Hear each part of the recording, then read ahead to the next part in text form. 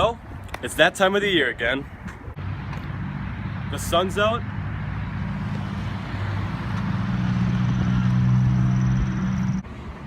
You're watering the plants.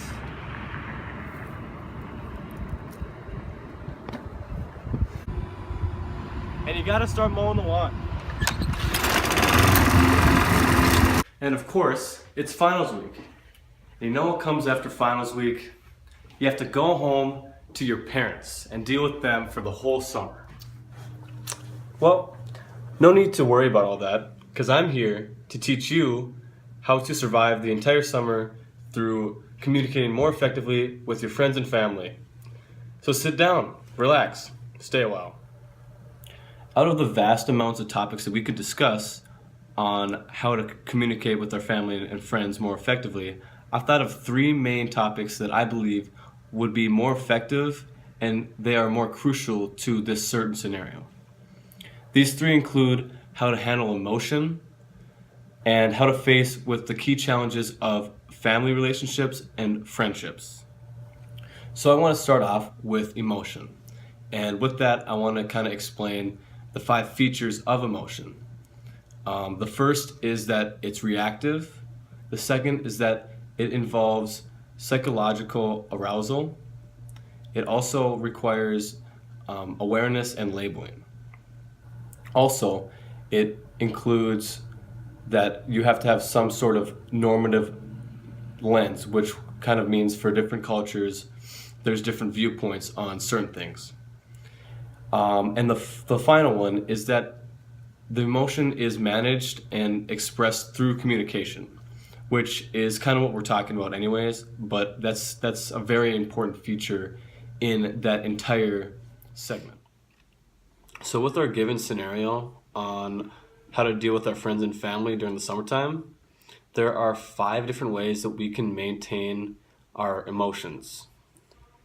The first is encounter avoidance, which, given the certain scenario, if you know that there's a certain topic that you don't want to discuss because it might trigger your emotions for the worse, so you end up avoiding that scenario and that conversation entirely. So you walk away.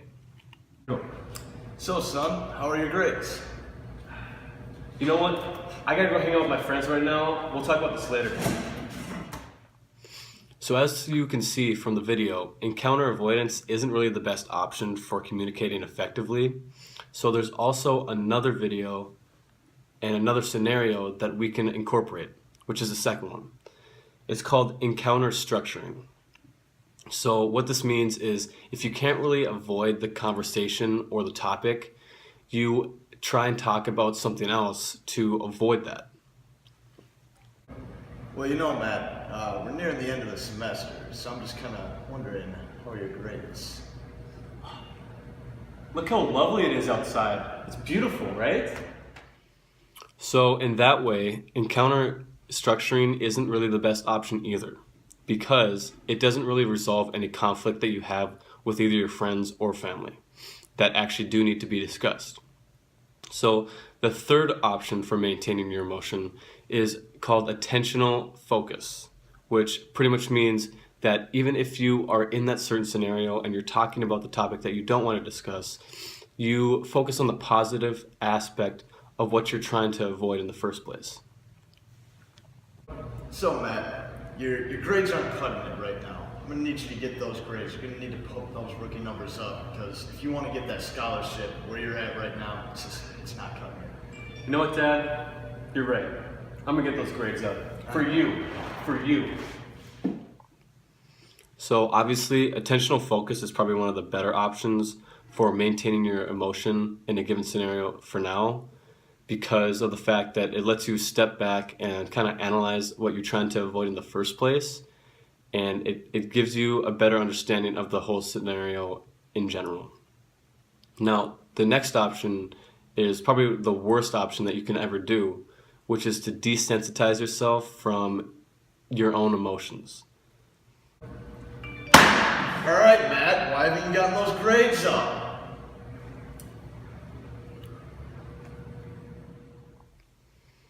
Obviously, from the video, deactivating your emotions is not the way to communicate with anyone in any situation for any reason.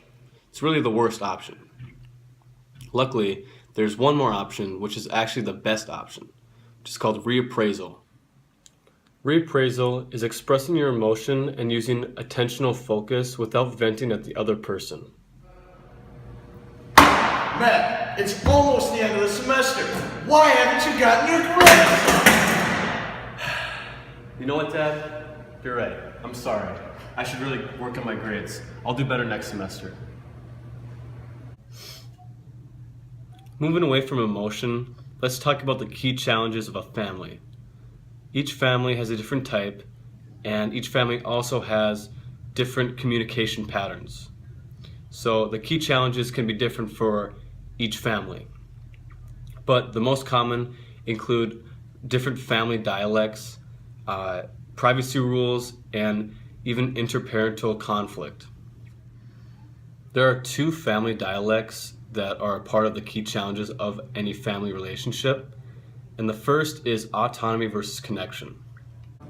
Okay, Matt. Remember, we're gonna go to Grandma's this Saturday for her birthday party.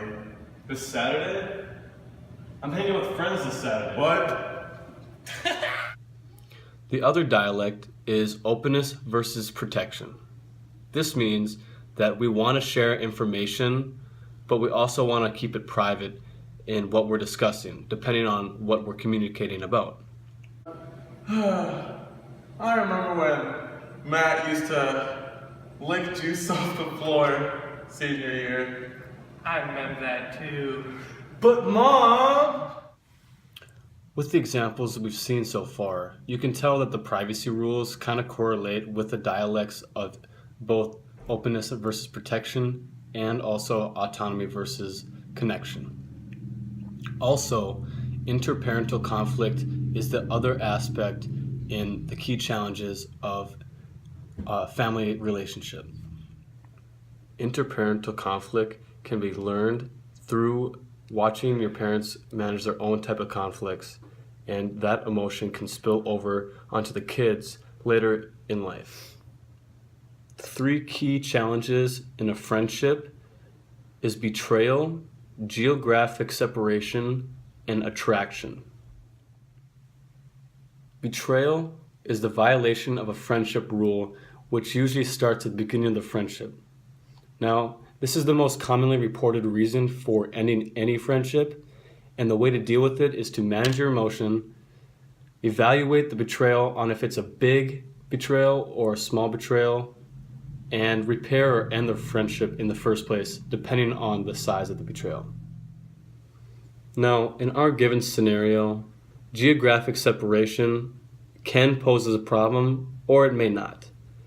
If what you're trying to do in the summer is just be let alone and do nothing, then this isn't really a key challenge. But if what you're trying to do in the summer is hang out with friends and they're far away, either in a different state, different city, different country even, then this is a very big problem. The only way to deal with this problem is to communicate with them, either using technology or any other ways of communication. With all of these given scenarios and examples, one thing to keep in mind is that in a family relationship or in a friendship, you always want to stay positive, assure the other member, family member or friend, on how the relationship is doing, and you also want to keep some things private because not all things need to be shared in a relationship. If there's any advice I can give you, it's just to live your life and have a great summer. Manage your emotion in a way that works out for everyone. So, have a good summer.